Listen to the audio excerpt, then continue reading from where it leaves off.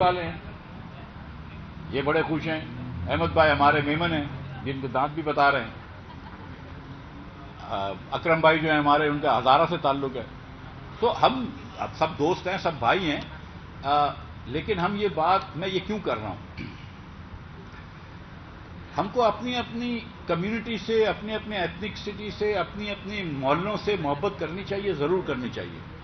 لیکن ایک پاکستان کی بات کیوں کر رہا ہوں کہ جب آپ نوکری کی بات کرتے ہیں نا، تو یہاں پہ سیاستدان آپ کو آپس میں لڑا دیتے ہیں کہ دیکھو یار وہ پنجابی ہماری نوکری لے کے جا رہا ہے، دیکھو یار وہ سندھی ہماری نوکری لے کے جا رہا ہے، دیکھو وہ مہاجر ہماری نوکری لے کے جا رہا ہے، دیکھو وہ بلوچ جو ہے وہ نوکری لے رہا ہے، دیکھو وہ پشتون ہماری نوکری لے کے جا رہا ہے. مقصد یہ پاکستان میں نہیں ہونا چاہیے یار. اگر پنجابی بھی نوکری کر لیتا ہے، یا مہاجر بھی نوکری کر لیتا ہے، یا سندھی بھی نوکری کر لیتا ہے، تو وہ پاکستانی ہے نا، اس کو بھی تو نوکری چاہیے نا. جو آدمی نوکری ڈھونڈ رہا ہے اور نوکری کر رہا ہے، وہ کوئی چوری تو نہیں کر رہا ہے، غلطی کام تو نہیں کر رہا ہے. وہ کیوں نوکری کر رہا ہے؟ کیونکہ اس کے بیوی بچے ہیں، اس کو ان کو گھر کا کھانا کھلانا ہے. تو نوکری کرنا تو اچھی بات ہے، یہ کب سے بری بات ہو گئی؟ کوشش کیا کرنی چاہیے سیاستدان کو کہ جو کتنا بڑا کیک ہے اس کو بڑا کیا جائے، کہ آپ کے پاس ملک میں زیادہ نوکریاں ہونی چاہیے، زیادہ مواقع ہونے چاہیے. تو وہ کہتے ہیں نا انگلش میں کہ we have to increase the size of the pie. آپ نے کیک کو تو نہیں بڑا کر رہے. اب آپ کے پاس 6 سلائس ہیں اور آپ کے پاس 4 آسامیاں ہیں، 6 آسامیاں ہیں، 10 نوکریاں ہیں، تو لڑائی کر رہے ہیں. او بھائی وہ تو ظاہر ہے لڑائی ہوگی. یا مذہب کے حساب سے لڑائی کر سکتے ہیں. دنیا میں ممالک ہوتے ہیں جن میں مذہب میں لڑائی ہوتی ہے کہ بھئی کرسچنوں کو ہو گیا یہ ان کو ہو گیا، یہ مسلمانوں کو ہو گیا، یہ ہندوؤں کو ہو گیا. دنیا کے ملکوں میں ایتھنیسٹی پہ بھی لڑائی ہوتی ہے. لیکن اگر اچھا نہیں ہوگا کہ ہم سوچیں، 2 چیزیں سوچیں. ایک چیز کہ ہر پاکستانی کو نوکری ملنی چاہیے، ہر پاکستانی کو آمدن ہونی چاہیے، ہر پاکستانی کا گھر چلنا چاہیے. یہ بات اچھی نہیں ہوگی. اس سے نہیں سوچیں کہ یار وہ سندھی ہے یا پنجابی ہے یا پٹھان ہے یا مہاجر ہے. یہ نہ سوچیں اگر، تو یہ اچھا ہوگا. ایک بات. اور دوسری بات جو اس سے بھی زیادہ ضروری ہے کہ ہمارے معاشرے میں ہم نے یہ کر لیا ہے کہ دوسروں کو، جو انگریزی میں بولتے ہیں ادر کر دیا، کہ یار وہ تو کوئی اور ہے، کہ وہ تو فقیر ہے یار، اس کو تو چھوڑ دو. بھائی ایک بچہ بھوکا ہے، بھوکا رہ رہا ہے، تو آپ کو شرم نہیں آ رہی ہے کہ بچے لوگ بھوکے ہیں پاکستان میں؟ یہ کیسے ہو سکتا ہے کہ آدھے بچوں کو آپ نے جاہل رکھ دیا اس ملک میں یار؟ آپ سوچتے نہیں ہیں کیونکہ آپ اپنے اپنے گھر میں آپ خوش ہیں، اپنے اپنے آپ نے سوچ لیا میرا بچہ تو اچھی اسکول میں جا رہا ہے، ٹھیک ہے، میرے بچے کو میں اسکول میں ڈالوں. آپ کو اپنی تکلیف ہے، جو بھی ایڈمیشن داخلے کرا لو، اس کو فون کر دو، احمد کو فون کر دو، اکرم کو فون کر دو، کچھ نہ کچھ کر لو. لیکن آپ سوچیں تو صحیح کہ ایز اے پاکستانی کے آدھے بچے آپ کے ملک کے اندر جو ہے وہ اسکول نہیں جا رہے. تو اگر آپ ایز ون نیشن ہو کے سوچیں گے کہ یہ میرا پاکستانی بچہ ہے، یہ کسی اور کا بیٹا ہے لیکن میرا بچہ ہے، چاہے وہ دادو میں رہتا ہو یا کراچی میں رہتا ہو یا لاہور میں رہتا ہو یا پشاور میں رہتا ہو، وہ میرا بچہ ہے جو کہ اسکول نہیں جا رہا. اور پھر اگر آپ اس طرح سوچیں گے تو پھر آپ اس کے بارے میں کچھ نہ کچھ سدے باب کریں گے، کیونکہ آپ اپنے بچوں کو بھی اسکول بھیجتے ہیں تو ان کے بچوں کو بھی اسکول بھیجنے کا سدے باب کریں گے. اور جب یہ کر لیں گے تو وہ بھی آپ کے لیے کرے گا، تو ملک آگے بڑھے گا نا. وہ میں یہ کہتا ہوں نا، دیکھیں کہ نیشنلسٹ ہونا بڑی اچھی بات ہے. نیشنلسٹ ہونا بڑی اچھی بات ہے. نیشنلسٹ ہونے کا کیا مطلب ہے؟ لوگ بولتے ہیں قوم پرست، جس کو بولتے ہیں کہ قوم پرست ہے. بھائی قوم پرست کا مطلب کیا ہے کہ ہم نے اپنا حق مانگا اپنی قوم کے لیے. اچھی بات ہے، اس میں کوئی بری بات نہیں. اپنا حق مانگنا بڑی اچھی بات ہے. میں اپنے لیے حق مانگتا ہوں، اپنے ارد گرد کے لوگوں کے لیے حق مانگتا ہوں. اپنی مطلب میں چاہتا ہوں کہ میری مسجد میں مثال کے طور پر لائٹ آئے تو اپنے محلے داروں کے لیے حق مانگ رہا ہوں. مگر اگر آپ دیکھیں جیسے ستار ایدھی تھا کہ وہ سوچتا تھا کہ مجھ سے کمزور کا پہلے حق ہونا چاہیے. اگر کوئی لاش آتی تھی تو یہ تھوڑی سوچتا تھا کہ یار یہ کرسچن کی لاش ہے، یا یہ شیعہ کی لاش ہے، یا یہ سنی کی لاش ہے، یا یہ بلوچ کی لاش ہے. لاش تو لاش ہے، انسان تو انسان ہے.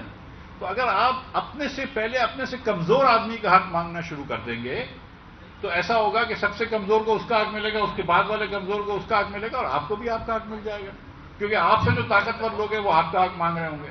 اور آپ یہ نہیں چاہتے کہ آپ سے طاقتور لوگ آپ مانگیں. یہی چاہتے ہیں نا آپ کہ اگر آپ تو اپنا حق مانگتے ہیں، میں اپنا حق مانگتا ہوں، لیکن اگر مجھ سے بھی زیادہ طاقتور لوگ میرا حق مانگیں گے تو زیادہ مجھے حق ملنے کا چانس ہو جائے گا.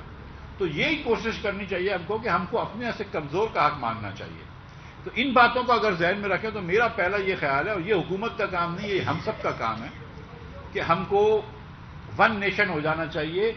بالکل اپنی ایتھنیسٹی پہ پراؤڈ ہونا چاہیے. بالکل اپنی ایتھنک چیزوں کو میں ختم نہیں کر رہا، پروونشل باؤنڈریز کو ختم نہیں کر رہا، لیکن ایک قوم کی طرح سوچنا چاہیے کہ اگر خدا نہ خواستہ کسی کو چاہے وہ چیچا وطنی ہو یا چار سدہ ہو، اگر کسی کو وہاں پہ بھی تکلیف ہے تو کراچی میں بیٹھے ہوئے لوگوں کو اس کا ادراک ہونا چاہیے، اس کا دل میں آپ کا دل دھڑکنا چاہیے اس کے ساتھ. یہ ہو جائے گا تو بہت فرق ہو جائے گا. میں آپ کو سچ بتا رہا ہوں کہ پاکستان جو ہے اس کے لیے بڑا فرق ہو جائے گا. دوسری بات میں یہ کرنا چاہ رہا ہوں کہ ہم پاکستان کے اندر دنیا میں 3 نمبر پہ آتے ہیں. 5 نمبر کی ہماری پاپولیشن ہے، 5واں ہائیسٹ پاپولیشن ملک ہے دنیا کا، لیکن 3 نمبر پہ بچے پیدا ہوتے ہیں پاکستان میں. سب سے زیادہ ہندوستان، پھر چین اور پھر پاکستان میں. 55 لاکھ بچے پیدا ہوتے ہیں ہر سال. 10 لاکھ ضعیف لوگ انتقال فرما جاتے ہیں، یا 10 لاکھ لوگ، تو 45 لاکھ سے ہماری آبادی بڑھ جاتی ہے، جو تقریباً 2.3% پہ پڑتی ہے. اور جب آپ 55 لاکھ بچے ہوتے ہیں، اچھا اب جو ضعیف انتقال کر جاتے ہیں، لیکن جو 55 لاکھ بچے ہوتے ہیں تو آپ کو 55 لاکھ بچوں کو اسکول میں ایڈمیشن دینا ہوتا ہے، رائٹ؟ تو 55 لاکھ آپ کو اسکولیں کی اسامیاں چاہیے، اسکولوں میں جگہ چاہیے، اسکولوں میں کرسیاں چاہیے، ان کے ٹیچرز چاہیے. 55 پہ بھی اگر ایک ٹیچر چاہیے آپ کو، تو آپ کو 1,00,000 ٹیچر ہر سال چاہیے نیا. ہر سال 1,00,000 ٹیچر نیا چاہیے. اس کی آپ تنخواہ سوچ لیجیے کتنی دینی ہوتی ہے اگر آپ ایک ٹیچر کو 50,000 روپے بھی دیتے ہوں تو. اس کے بعد جب وہ بڑے ہوں گے تو ان کے لیے آپ کو نوکریاں چاہیے، رائٹ؟ یہاں پہ ملک کے اندر ہمارے ابھی تو ہم اس سال تو خیر اللہ ہی معاف کرے، لیکن عموماً 10-12 لاکھ نوکریاں بھی ہمارے ملک میں شروع نہیں ہوتی ہیں. 10-12 لاکھ نوکریاں ملک میں دینا مشکل ہے ہمارے لیے. ہم آپ سوچیں کہ عمران خان صاحب نے وعدہ کیا تھا کہ ہم 5 سال میں 1 کروڑ نوکریاں کریں گے، وہ نہیں پورا کر سکے 4 سال میں، لیکن 1 کروڑ نوکریاں بھی 5 سال میں دیں گے. آپ تو 55 لاکھ بچے ہو رہے ہیں، تو آپ کو 5 سال میں تو 2 کروڑ اور 75 لاکھ نوکریاں چاہیے اگر ہماری بہنیں بھی کام کرتی ہیں تو. اور اگر بہنیں کام نہیں بھی کرتی تو بھی آپ کو 1.25 کروڑ نوکریاں چاہیے. تو اتنی نوکریاں کہاں سے لے کے آؤ گے؟ اب اس کے باوجود کہ یہ اتنا مسئلہ ہے پاپولیشن کا، اتنا سنگین مسئلہ ہے، کسی حکومت کی پالیسی میں کوئی ایڈریس نہیں ہے اس کا. اس کے اوپر 1 روپیہ خرچ نہیں ہوتا. وہ کہتے ہیں کہ آدھی پریگننسیز پاکستان میں جو ہے وہ ان وانٹیڈ ہوتی ہیں یا ان پلانڈ ہوتی ہیں، تو آپ نے کانٹرسیپشن کی کوئی بات نہیں کری، آپ نے دیگر کوئی کلینکس نہیں کھولے، بیسک ہیلتھ یونٹس کے اندر ڈاکٹر نرسیں، وہ مڈ وائف وغیرہ ہوتی ہیں، دائی وغیرہ، وہ کچھ نہیں رکھا آپ نے. تو اور اس میں یہ صرف حکومت کی پالیسی کی پلاننگ کی غلطی ہے، کیونکہ وہ آج اگر آپ پاپولیشن کم کرتے ہیں تو آج فائدہ نہیں ہوتا، اس کا فائدہ تو آپ کو آگے چل کے ہوتا ہے. تو کوئی اس میں انویسٹ ہی نہیں کرتا ہے. مطلب اگر آپ سارے سال کے اندر 3 کروڑ روپے کا اشتہار کریں گے تو کیا ہوگا؟ 3 کروڑ روپے سے زیادہ تو یہ پانی والے اشتہار کرتے ہیں 15 دن کے اندر. سو ایک ہم کو پاپولیشن کنٹرول کرنا ہے، دوسرے ہم کو تعلیم عام کرنی ہے. اب یہاں پہ پاکستان میں جو ہے وہ میں نے آپ سے گزارش کی کہ آدھے بچے اسکول جاتے ہیں. وہ جو آدھے بچے اسکول جاتے ہیں اس میں سے آدھے بچے جو ہیں وہ پرائیویٹ اسکول میں جاتے ہیں اور آدھے بچے حکومت کی اسکول میں جاتے ہیں. ایک آغا خان یونیورسٹی نے 15,000 بچوں کا پاکستان بھر میں ٹیسٹ کیا، تو ایوریج پہ پاکستانی بچہ میتھ میں بھی فیل ہوتا ہے. جو اوسطاً بچہ ہے، جو ایوریج بچہ ہے، وہ میتھ میں 27 نمبر لے کے آتا ہے اور سائنس میں 31 نمبر لے کے آتا ہے. تو وہ میتھ میں بھی فیل ہو رہا ہے، وہ سائنس میں بھی فیل ہو رہا ہے. اور آپ لوگ یہ بھی جانتے ہیں کہ حکومت کی اسکولوں کا کیا حال ہے. یہ آپ لوگوں کو بتانا میرے لیے ضروری نہیں ہے. جو وزارتیں چلتی ہیں وہ سچی نوکری دینے کے لیے چلتی ہیں ٹیچروں کو، تاکہ ان کو ووٹ ملے، وہ بچوں کو پڑھانے کے لیے نہیں ہوتی. تو میں نے ایک گزارش کی ہے کہ حکومتیں جو ہے وہ عموماً کم از کم 3,000 روپے مہینے پہ فی بچہ خرچ کرتی ہیں ایک مہینے میں، اور زیادہ سے زیادہ جو بلوچستان میں ہوتا ہے وہ 5,000 روپے بچہ ہوتا ہے. اور اب یہ بڑھ رہا ہے. انفیکٹ میرا 2 سال پرانا نمبر ہے. تو میری یہ سیدھی سی استدعا ہے کہ یار آپ 3,000 روپے کا آپشن دے دیں.